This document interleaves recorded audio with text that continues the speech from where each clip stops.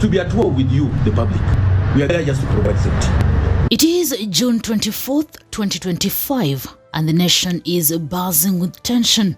Tomorrow, Gen Z plans to hit the streets in protests that have the government on the edge. Wangenipatia hii nafasi kidogo mahali penye kuna sheria ya uongozi ya usalama, watu wangenyoroka peke yao, kwa sababu nchi huwezi endesha kama soko. But is the state rattled by the pressure? Let's unpack this high-stakes moment in Kenya's political journey. Despite the difficult challenges, economic situation, facilities that they are the most patriotic lot in providing law and order in our country. At State House today, Interior Cabinet Secretary Kipchumba Murkomen dropped a bombshell. Speaking at a breakfast event with FKF Premier League champions hosted by President William Ruto, Murkomen did not hold back. He warned Kenyan youths planning protest for June 25th that they will be in serious trouble if they were in other countries. I have spoken to ambassadors from other countries when they come visit, and I've said this. In UK, for example, if any person just tweeted or posted a post on any social media to say they will be visiting Buckingham Palace, or they will go to 10 Downing Street, or they will be going to Parliament, Your Excellency, nobody will wait for them to come to the street. They will be picked from their own houses and they will be charged. Murkomen, drawing from his time studying in the US, doubled down. He said even tweeting about invading the White House would have the Secret Service knocking before you finish typing. Kenya is unequally lenient. I have lived and studied in the US. I have even attempted to visit White House because there are days they are allowed to visit. If a citizen of America, in any state, however far from the Washington DC is, was to write in their social media that let us go and invade White House, Your Excellency, the Secret Service would pick them from their homes. It is only in Kenya where a citizen will say they will invade Parliament, they will invade the judiciary, they will visit State House, and they still walk scot-free, not charged, and even when they are taken to court, Your Excellency, they will be released on, and they are told you can just go home for free. Kenyans need to appreciate that it is important to have the discipline that these men and women have. It's important to protect your nation, and there is nothing so good than living in a country that is so peaceful that we can come here to celebrate a team that has won a cup like it has. But is Murkomen's comparison fair?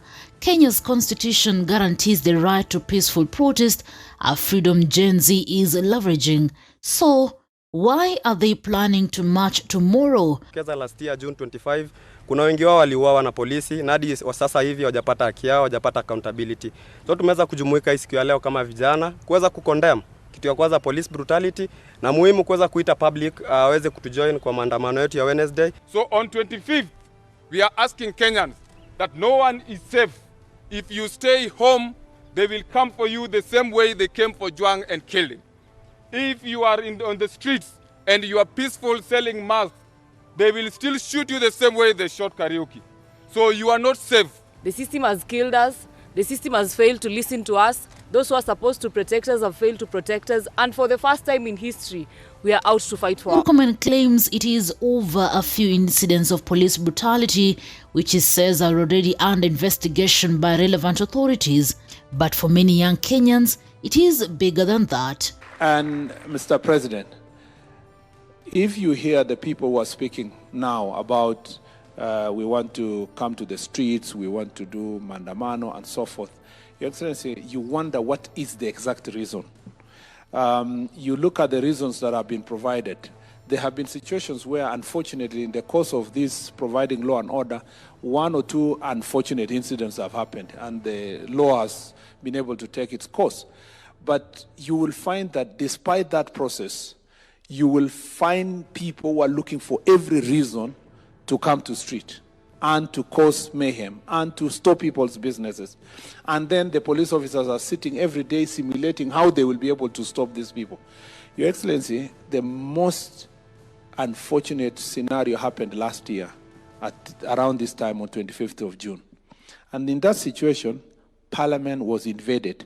On X, Gen Z is vocal about systemic issues, police misconduct, economic struggles, and a government they see as out of touch. These protests are not just about one incident. They are a cry for change from a generation tired of waiting. Security and welfare of the people of Kenya rests in your hands. Please don't send us to the state where Haiti is.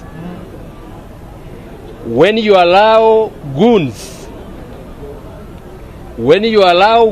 to come and disperse peaceful demonstrators on the streets, you are sending us to Haiti.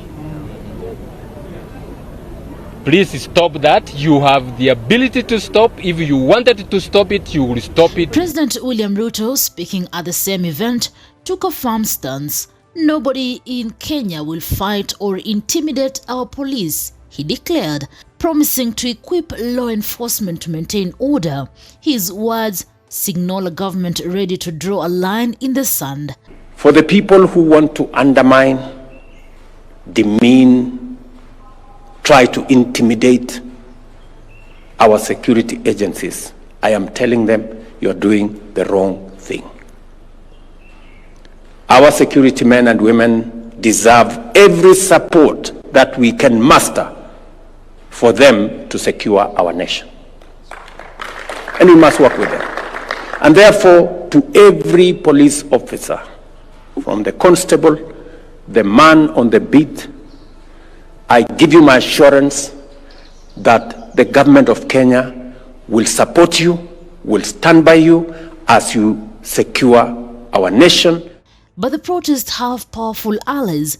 Embakasi East Member of Parliament Babu Owino has thrown his weight behind Gen Z, painting Ruto's administration as oppressive.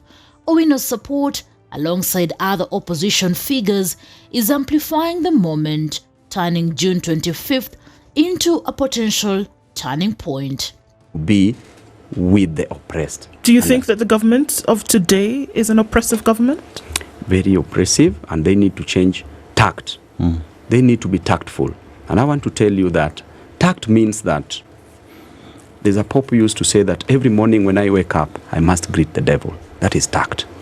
Tact means that God has an opportunity to destroy the devil and nobody will ever sin. But he leaves the devil tactfully so that you and I can sin and go back to God. That is tact. Tact means that when you are driving and there's a car ahead of you, you have a right to overtake that car. But if there's an oncoming vehicle, another car oncoming, you will definitely crash and you will die. So you are right to overtake, but you are dead right. So you don't have to be dead right. You just buy time, let the other car pass, and then you overtake. The government is not tactful. The government has decided to be very oppressive, introducing so many things that are destroying the lives, from introduction of the new funding model, to punitive taxes, to high cost of living, to lack of jobs, to abductions. When we do all these things, we bring them once at a go.